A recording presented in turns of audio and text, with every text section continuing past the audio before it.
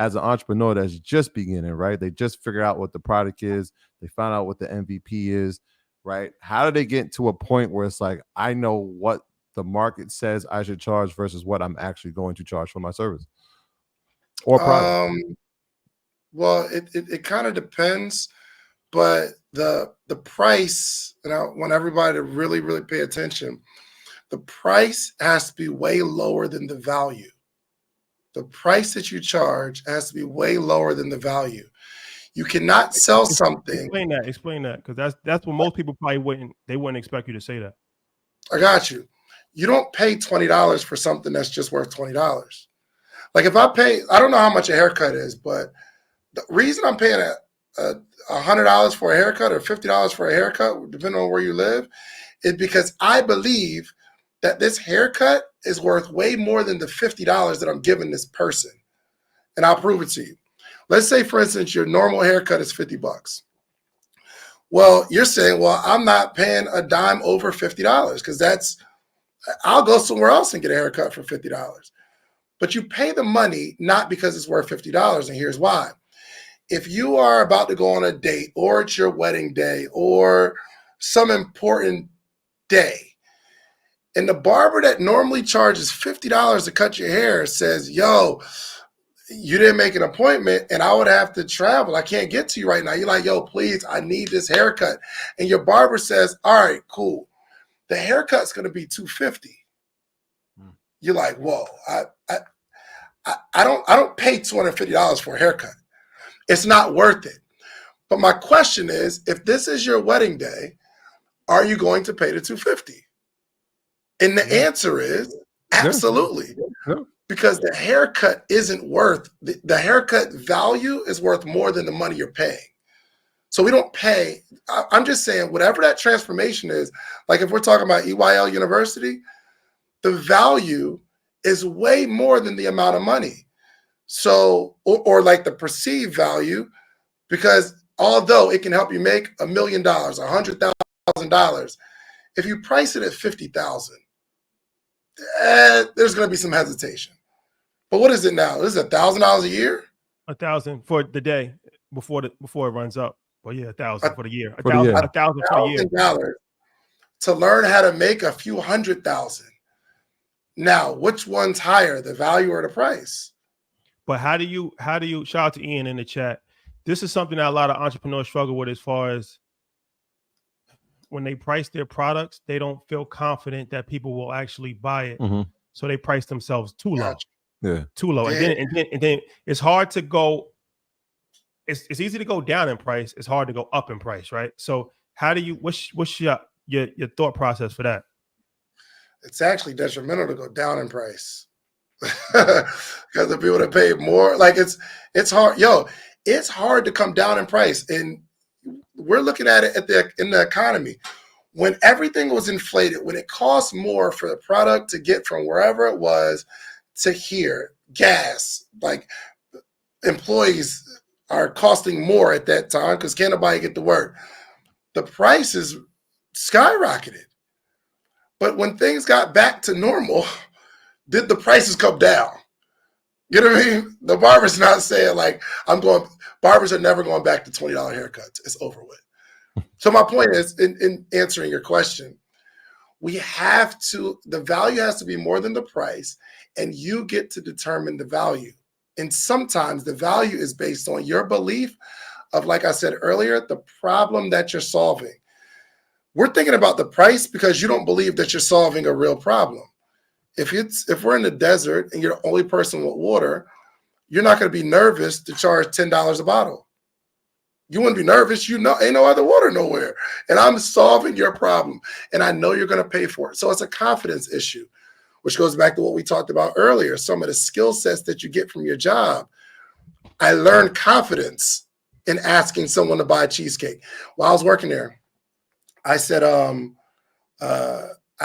I'm having a hard time selling, but I realized the more I sell, the more money I make. So I had to tell myself, you have to tell me no twice. This is like a confidence building thing because I'm not going to push you on my own, but my rule says, would you like to buy cheesecake, a slice of cheesecake to go? They say no. I'm saying, Hey, come on, man, come look at the menu. Just, would you like to get a slice of cheesecake? One, you wouldn't believe how many times people converted on that second ask. But two, it started to build my confidence. But once you understand that you have something that solves a real problem, you have no problem charging whatever you're going to charge for it. But here's how we raise value. One, you can start off by whatever price makes you comfortable. But the only reason you're doing that is to gather testimonials, because if you change 20 people's lives with this product, you'd be more confident charging a little more. Two, you need to learn how to be a better storyteller. Storytelling will raise the value of your product or service. This is what I mean. This young lady, we're doing this morning meetup, and I'm trying to teach this principle of your story creates the value. And she said, well, my company is, I do like house cleaning. I'm like a maid service. And I said, do you have any employees? She said, no, I just do it myself. And she said, well, I don't see how this is a need. This is a luxury, actually. And I said, we got to change the way you look at the thing that you offer, because it solves a real problem. And I asked her if she's married. She said, yes. And I said, have you ever had any issues in your household where the root of this argument was caused by dishes not being in the sink? Your husband comes home, puts his shoes in the living room, then goes upstairs and doesn't take the shoes with him. That kind of stuff causes an argument. And we find ourselves bickering back and forth with our spouse because someone didn't take the clothes out the dryer. Yo, if you are effectively cleaning someone's house, you are saving a marriage. I know for me, it's really hard for me to get in my mental zone when my office is a mess. And when I'm in my zone, I execute. I get to this money when I'm in my zone. But if I got to focus on where's my, I can't find my stuff, it's not organized.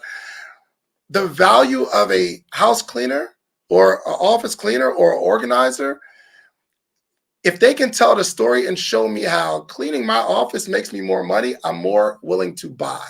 So we have to become more confident, and we got to be a better storyteller, because that's how we start to raise our own confidence and value. How about the reoccurring customer, right? Like, how are we building the model? We don't want to, obviously, and that was a great example when you're talking about you go to your favorite restaurant, you might visit that 4 times in a year, right? In your business, obviously, with doing the t-shirts and now in the media space, what is the best strategy, right? If I'm starting as an entrepreneur, is it not the one-offs, but is it the monthly subscription? Is it the yearly subscription? Is it even a weekly subscription? Like, what model should I be looking at based on my product?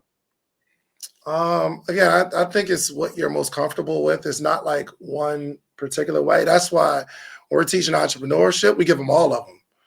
It's not just services, not just products. We need to pick one. There's 3 ways to scale a company or scale a business. One, I talked about it earlier, is, one, I'll start with customer acquisition. We need to get more customers to scale a business. That's one way of scaling a business. The second way of scaling a business is raising the average order value, meaning the amount of money that someone pays me when they come to pay me.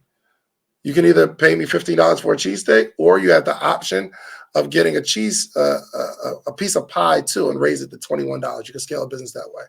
Or you can scale a business by getting the same customer to order more often. So I'm gonna go through just rabbit hole stuff. Y'all can just stop me.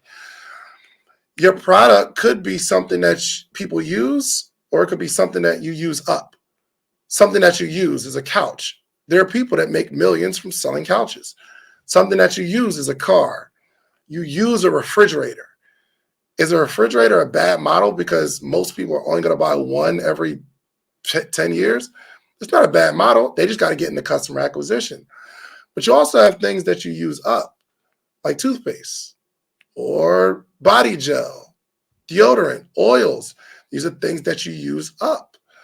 Well, there are different, like even now today, there are certain customers, there are certain companies that make millions of dollars a year in this one Halloween time. They're closed the rest of the year, but they put everything into this model. So I don't have a suggestion. I will get into like the pricing model, because I'll go through that right now. But there's no one way to skin a cat. That's why I'm very careful with telling people what they should be doing, because there's a whole bunch of ways to do it. And the way I did it may not be the way you do it. You may want to sell houses.